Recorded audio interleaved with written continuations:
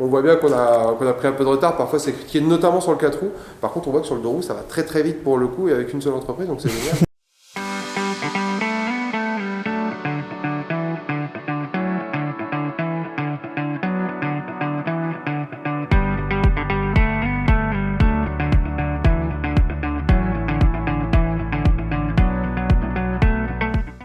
Bonjour. Bienvenue chez Noil. Merci. Merci d'être venu à nous. Donc, on vous présente Damien Pichereau qui va se présenter, nous expliquer un peu son parcours, comment il en est venu à où il est aujourd'hui et son rapport avec le rétrofit, ce qui nous intéresse plus particulièrement aujourd'hui. Donc, je vous laisse vous présenter. Tout à fait, donc je suis Damien Pichereau, député de la Sarthe et vice-président de la Commission de développement durable de l'Assemblée nationale pour quelques semaines encore. Passionné d'automobile. À la base, vraiment, j'ai eu un parcours qui a toujours été dans l'automobile. J'étais commercial auparavant dans l'automobile, passionné de transport aussi, parce que mon père était chauffeur de car scolaire, par exemple. Passionné de 2 roues, parce que j'ai 3 Solex et je suis collectionneur de Solex, pour le coup. Donc, plein de passions qui touchent de près ou de loin au transport. Et un jour, une rencontre avec une start-up au Mans qui me dit nous c'est simple, on a un projet, c'est de prendre les voitures existantes, de changer le moteur et de les décarboner. Je me dis ça c'est juste génial. Donc du coup on a travaillé à l'époque avec Elisabeth Borne sur l'homologation, sur l'homologation du rétrofit finalement pour pouvoir créer en France des géants. Alors à la base on pensait plutôt sur le 4 roues et puis on découvre que finalement ça marche aussi sur le 2 roues et c'est génial et en plus on est vraiment précurseur sur ça en France donc ça fait plaisir. Merci beaucoup. Effectivement, on est super précurseurs grâce à des acteurs comme vous qui sont intervenus très tôt sur le rétrofit en France. On le rappelle, la France est un des seuls pays, voire le seul pays au monde qui a mis une législation en place qui permet une activité en série du coup de conversion de véhicules et qui permet vraiment à des entreprises et des géants du secteur, on l'espère en tout cas bientôt, de naître et de voir le jour. Et donc,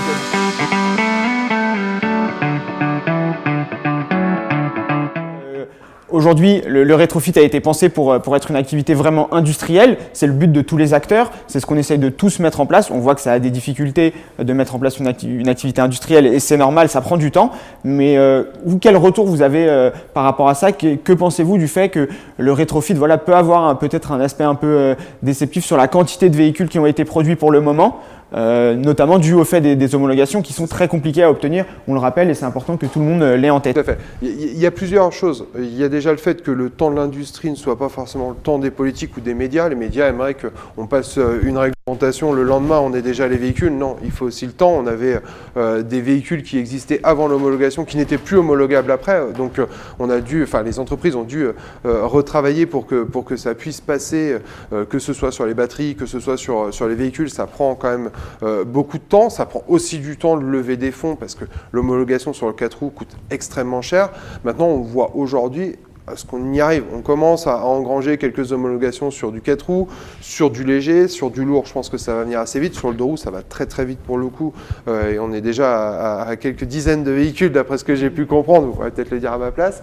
Mais ça avance déjà. Ça va un peu plus vite sur le 2 roues parce que peut-être que si les coûts sont un peu inférieurs, c'est vrai que sur le 4 roues, les coûts sont supérieurs. Mais je continue à croire que ça peut marcher. Reste après à voir quel modèle est économique. Je pense que sur l'utilitaire, c'est assez simple. Sur le véhicule lourd, c'est assez simple. Sur le véhicule léger, c'est vrai que face à cela, on a aussi une offre en véhicule neuf dont le prix diminue. Donc, ça devient des concurrents. Mais c'est intéressant. Ça va obliger tout le monde à se réinventer. Donc, c'est génial. C'est ça. La concurrence peut permettre d'accélérer les choses sur pas mal de domaines. On voit des constructeurs traditionnels s'orienter aussi sur du rétrofit, sur de l'économie circulaire. Le rétrofit et cette nouvelle réglementation aura au moins permis de mettre en avant et en lumière l'économie circulaire sur l'industrie automobile qui avant ça existait que très peu et très à la marge. Donc ça c'est l'intérêt et le rétrofit permet du coup aussi à toutes les bourses de pouvoir convertir des véhicules, de pouvoir jouir de la technologie électrique et c'est en ça que c'est très intéressant.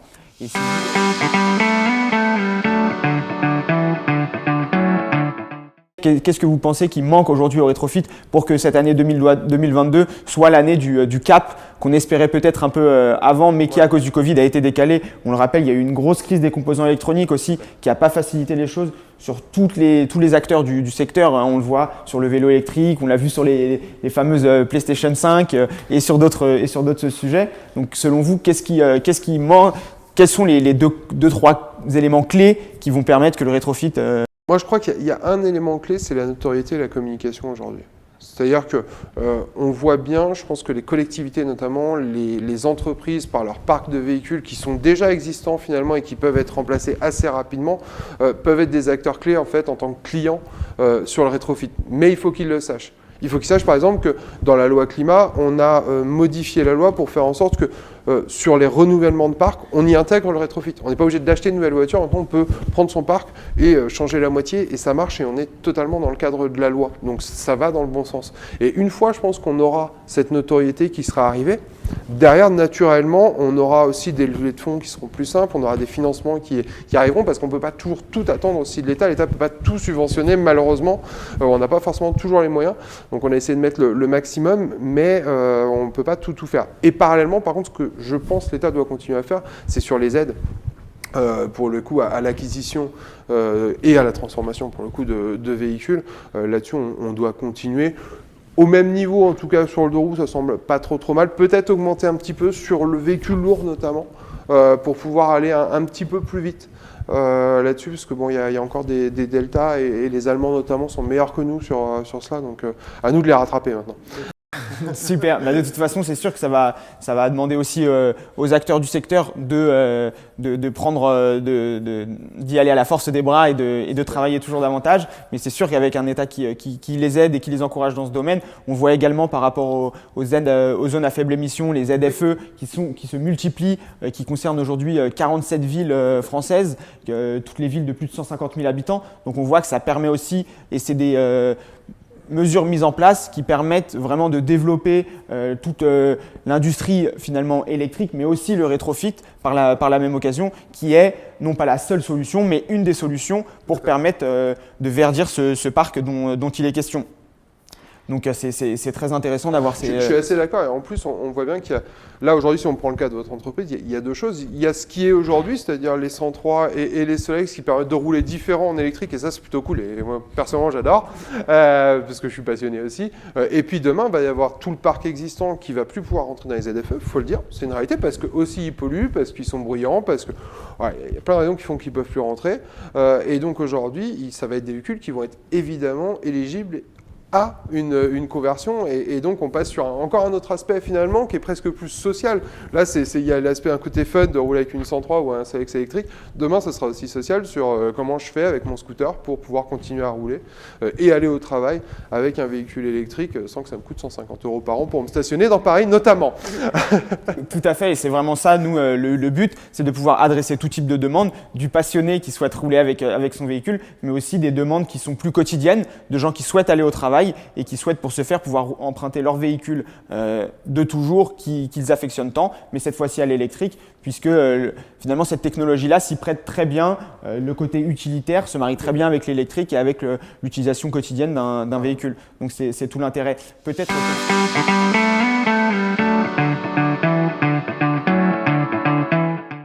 Peut-être pour finir, un dernier mot. Aujourd'hui, c'est une réglementation qui est franco-française. C'est peut-être là la limite, en tout cas géographique, qu'on peut y voir. Demain, et déjà dans les coulisses, on le sait, il y a une préparation, un petit peu une harmonisation européenne qui se prépare. On voit d'autres États membres qui se posent vraiment ces questions-là de la réglementation. La Belgique notamment, qui avance très vite en ce moment sur le sujet.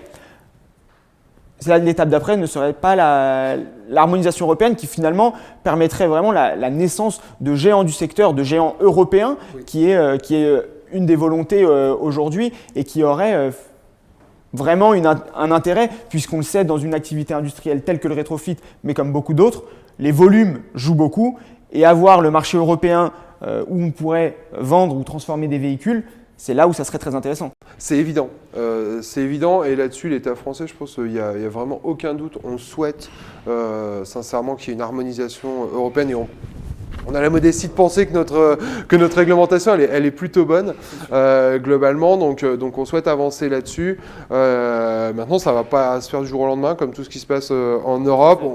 Les Belges sont plutôt avec nous puisqu'ils ont copié une partie de notre réglementation, donc on est plutôt content là-dessus. On peut être assez fiers, c'est vrai qu'on a bien travaillé, mais je pense qu'on peut y arriver. Ça prendra un peu de temps. Alors, il y a des révisions qui doivent arriver, notamment de la directive poids et dimension, et on peut imaginer que dans le cadre éventuellement éventuellement de cette révision-là, on pourrait peut-être intégrer le rétrofit. Donc ça pourrait être quelque chose d'assez intéressant. Après, on a déjà la libre circulation de toute façon des biens et des personnes qui fait qu'on peut rouler avec un véhicule immatriculé en France ailleurs aussi. Ça n'empêche pas. Ça n'empêche pas. Mais bon, on ne peut pas le vendre, c'est pas aussi facile, donc il faut clairement qu'on puisse avancer là-dessus pour ouvrir de nouveaux marchés pour nos entreprises et pour pouvoir créer de la concurrence aussi au niveau européen. Tout à fait, tout à fait. Et en plus, je le précise pour ceux qui ne le savent pas forcément, les homologations qu'on passe aujourd'hui en France sont fondées sur des textes qui sont européens ou internationaux. Donc en réalité, les homologations seraient un peu les mêmes, que ce soit complètement les mêmes, que ce soit en France ou dans un autre État membre. Donc c'est là où est tout l'intérêt de l'harmonisation de la réglementation.